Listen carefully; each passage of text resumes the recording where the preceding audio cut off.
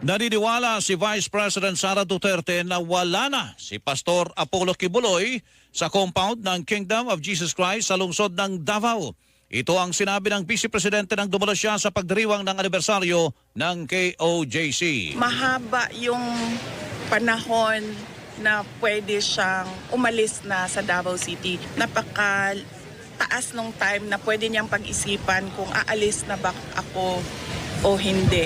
Kasabay nito ay pinuna ni Duterte ang matagal na paghain ng mandamiento de aresto ng pulisya laban kay Kibuloy na inaabot na ng ilang araw. Hindi dapat ginagawang excuse na malaki yung lugar. Sa sobrang dami ng mga pulis na nandyan sa loob at sa sobrang dami ng pulis na pinadala para mag-execute ng warrant of arrest, magtataka ka 9 days na hanggang ngayon hindi pa sila tapos sa pag-implement ng warrant of arrest. Nang tanongin naman si Duterte kung sa tingin niya